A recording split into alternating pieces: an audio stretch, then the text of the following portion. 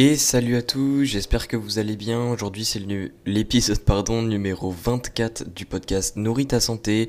Et aujourd'hui j'avais envie de parler un petit peu de l'alimentation, quels ajustements il faut faire dans son alimentation pour l'été, parce que l'été c'est quand même une saison où il fait plus chaud, logique, mais où du coup ça crée pas mal de différences physiologiques au niveau de nous et du coup au niveau de notre alimentation. Donc en fait je vais donner quelques petits tips pour essayer de continuer à manger comme on le faisait avant, façon de parler, malgré le changement de saison, pour éviter peut-être qu'on mange beaucoup moins, parce que généralement les gens ont tendance à manger beaucoup moins l'été, donc ça peut poser problème. Certains peuvent se dire ouais, ça permet de perdre du poids ou quoi. Le problème c'est que généralement il y a quand même une certaine différence et ça peut causer des pertes de poids peut-être trop rapides, peut-être des problèmes de santé ou autres. Donc je vais donner vraiment des tips pour essayer d'éviter ce problème et pour garder une certaine maîtrise sur son alimentation. Donc déjà, vu qu'il fait chaud, le premier point que j'avais envie de donner, c'était tout simplement d'augmenter sa consommation d'eau. Mais quand je dis augmenter sa consommation d'eau, je parle pas de l'eau forcément à boire. Je parle plutôt en fait d'augmenter sa consommation d'eau via notre alimentation. C'est-à-dire que, comme tu dois le savoir, nos aliments sont composés d'eau, plus ou moins, selon les aliments. Par exemple, il y a des aliments desséchés ou des aliments séchés tout simplement, ou crus, comme par exemple les pâtes, ce genre de féculents. Ça n'a pas vraiment d'eau, ça n'en a pas. Mais par contre, les aliments en tant que tels, bruts, comme par exemple les fruits, les légumes ou quoi, eux, ils ont des hauts pourcentages d'eau de manière naturelle. Par exemple, la pastèque a 94% d'eau, le concombre en a 96%. La pomme en a dans les 70% environ. Donc ça fait quand même une bonne partie d'eau, notamment ici pour les fruits et les légumes. Après, il y en a aussi dans les autres catégories d'aliments, mais beaucoup moins par rapport aux fruits et légumes. Et en fait ici, le but c'est que puisque nos besoins hydriques augmentent lors de l'été, plus ou moins selon les personnes, parce que là, il faut savoir ce que je vais dire dans ce podcast, ça va être pas mal individuel. Donc je vais dire, on va dire des choses de manière générale, mais ça va pas concerner peut-être tout le monde.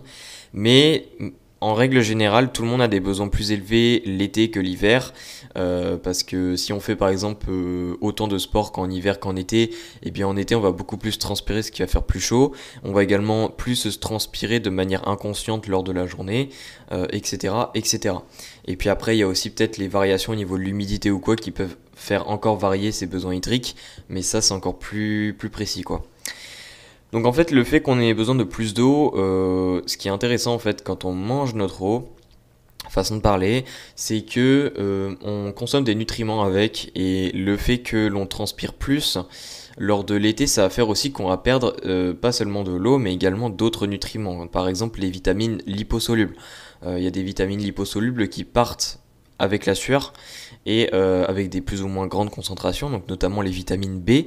Et le problème de cela, c'est que si on transpire plus, on perd un petit peu plus de ces vitamines, mais que derrière on consomme, on va dire, autant de ces vitamines qu'en hiver, eh bien il va y avoir un petit décalage et donc ça va causer peut-être des petites baisses d'énergie ou autres, plus ou moins à long terme.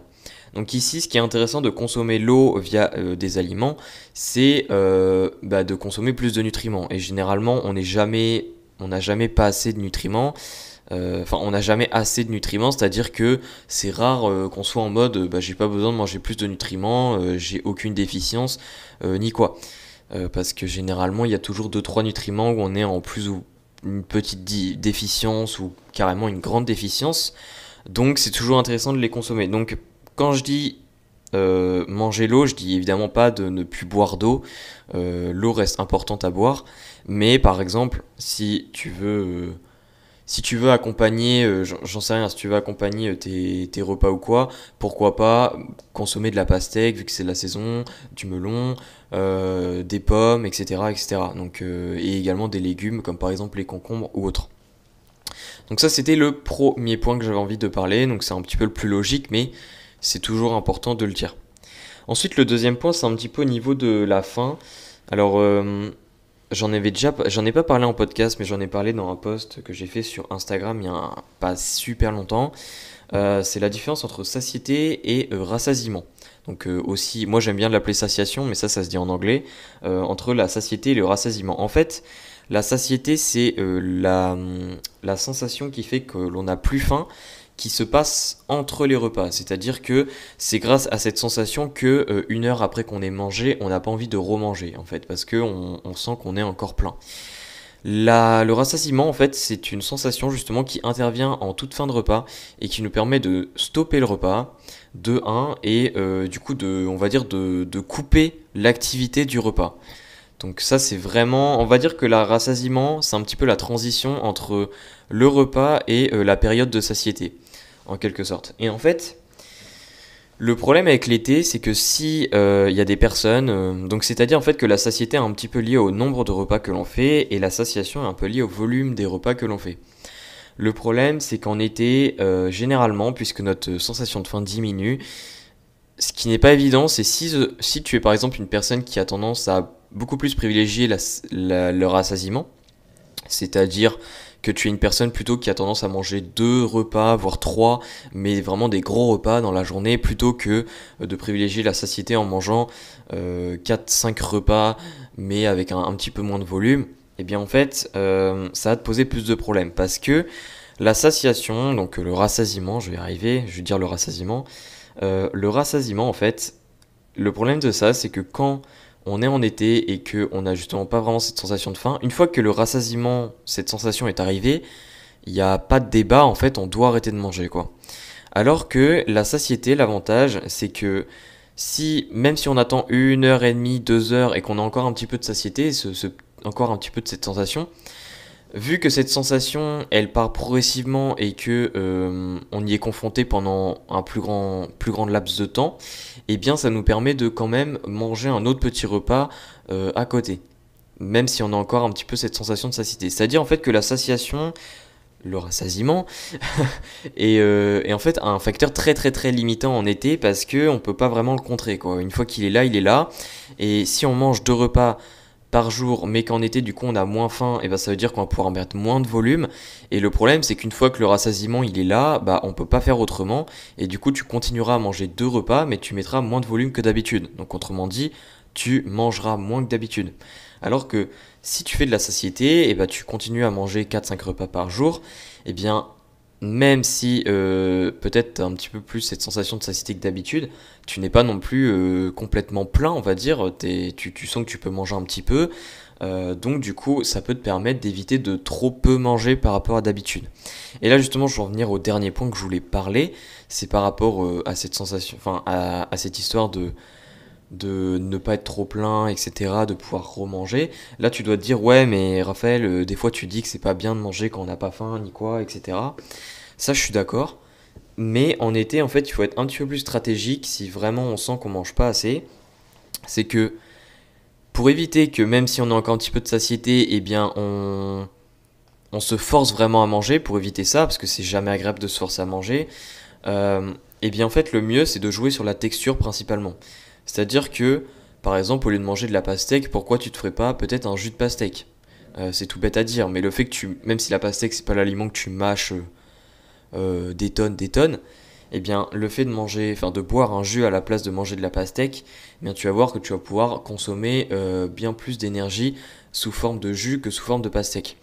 En fait, il faut jouer vraiment avec les textures. Pour rappel, j'en ai déjà parlé plusieurs fois de la pyramide des textures.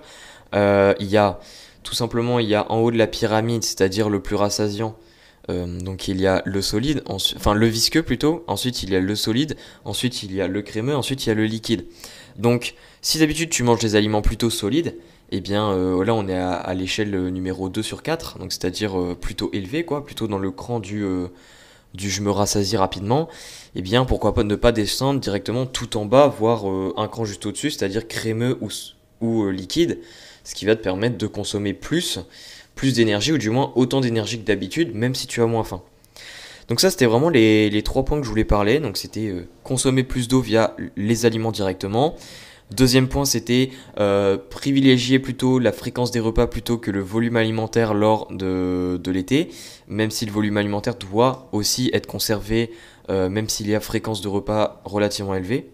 Évidemment, je ne demande pas de manger comme un bodybuilder qui mange 36 repas par jour, c'est contre-productif. Mais peut-être que si tu es à 2 repas par jour, essaye au moins d'être à 3 et pourquoi pas 4. Ça peut être une meilleure solution, je pense.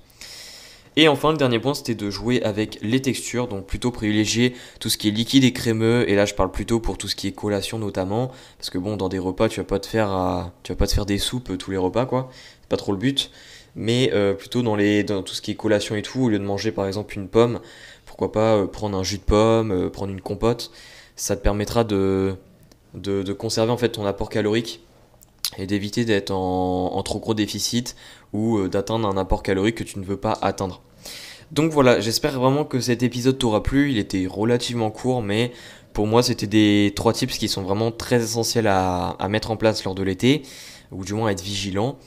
N'hésite pas à me demander si tu veux que je fasse, pourquoi pas, un épisode de podcast sur tout ce qui est performance lié à l'été. Donc là, plutôt le sport, tout ce qui est comment adapter sa nutrition pour continuer à bien performer lors de l'été, parce que c'est pas rare que des personnes, tout comme moi, performent un petit peu moins bien l'été parce qu'on a du mal à supporter la chaleur. Donc n'hésite pas à me dire ça, de m'envoyer même un message sur Instagram, comme ça au moins je le saurai.